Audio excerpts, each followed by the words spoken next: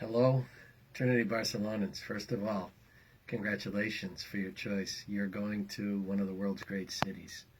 It's a place that over the last 25 or 30 years has been an integral part of my life, and it's one of the few things in my life that I keep on going back to. And every time I go back to it, I realize I love it more and more each time. Sustaining passions like that are very few in life, especially when you get to my age. So there's something special going on in Barcelona. What do you do? What are you going to in Barcelona? The generic answer is you're going to a city in Spain. But of course, that is only the beginning of the story.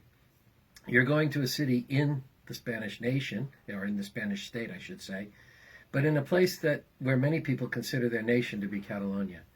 So you're going to a place where there's a clash going on in terms of what nation is really the one people are allied to. And I think we can safely say that about half the population sees themselves as fundamentally Catalan, which is to say, Catalonia is a nation that has its own history in their view and their own language, very close to Spanish, but a very different language.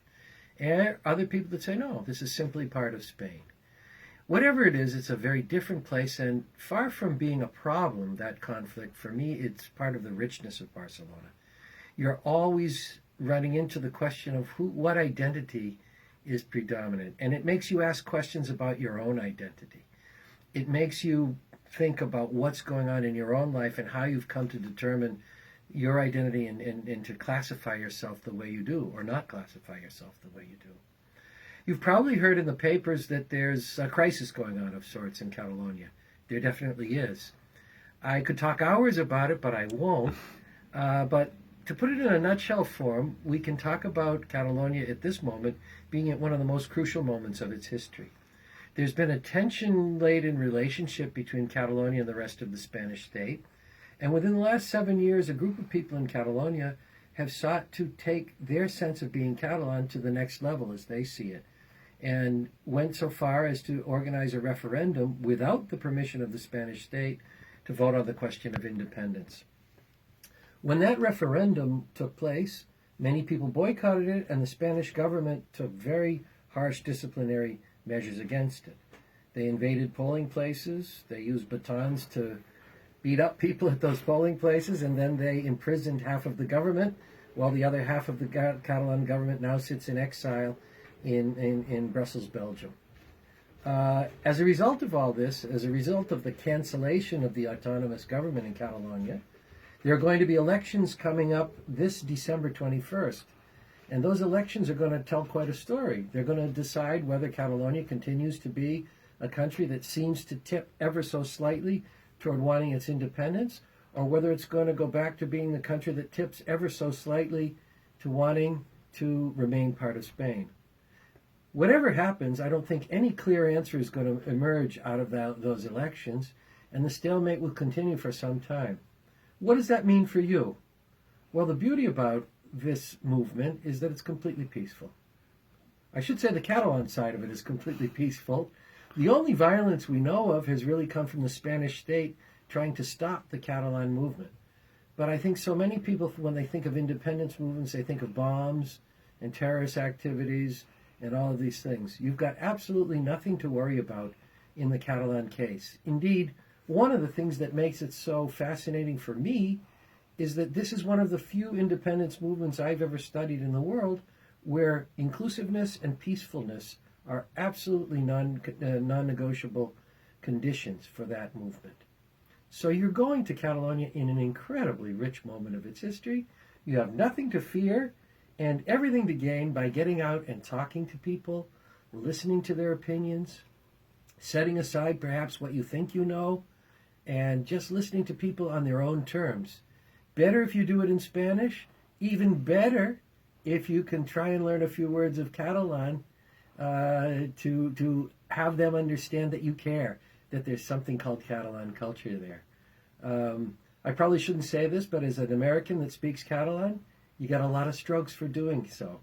They're not used to having people come from the center of the world power structure and caring or knowing anything about Catalonia. And if you make the effort to do so, your efforts will go a tremendously long way. Beside that, you are going to a city of enormous cultural wealth, enormous architectural wealth. You probably all know about Gaudí. You know about, but Gaudí is only a small part of a very, very, very rich cultural, I call it a cultural onion, because you peel off one layer and you get to the next, and you peel off that layer and you get to the next. As I say, I've been studying it intensely for 30 years, and the layers just keep coming. I think I'm down to the core of the onion, and I'm nowhere near the core of the onion.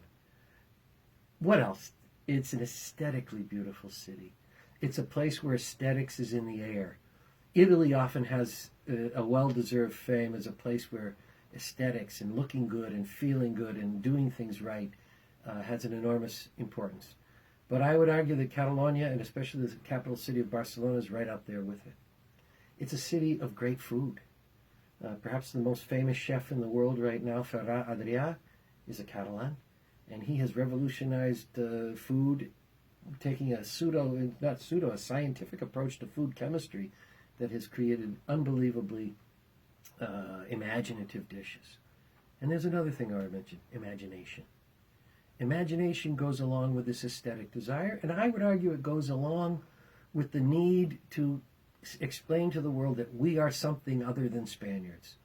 How to explain to the world that we are something other than Spaniards? Well, we have our own ways of organizing ourselves. We have our own ways of being creative. We have our own way of expressing ourselves. And this desire, which is comes to a Catalan child, I think, very early in his life, that there's a need to do this, results in a place where you can find culture at every turn. Great theater scene, if you're into it. Great painting scene. Great club scene, not in the sense necessarily of discos, but you have, or nightclubs, but you actually have that as well. But I mean also in just people getting together in their neighborhood and doing fun things together. And these neighborhood, for example, you might have seen the human castles or the human towers that Catalans create. That is a bunch of people sitting around on a given, practicing a couple times a week to do this incredibly challenging and difficult and dangerous activity. But they build a whole social activity around it, and it becomes a part of glue for the glue for the society. So all I can say is you're on to a great place. I'm here at your disposal before you go to talk to you about it. As you can probably tell, I get very excited talking about it after all these years. It's one of the things I love most to do, is to think, talk, and spread the word on this amazing culture that you're going to be lucky enough to be spending the next few months living in. Thanks.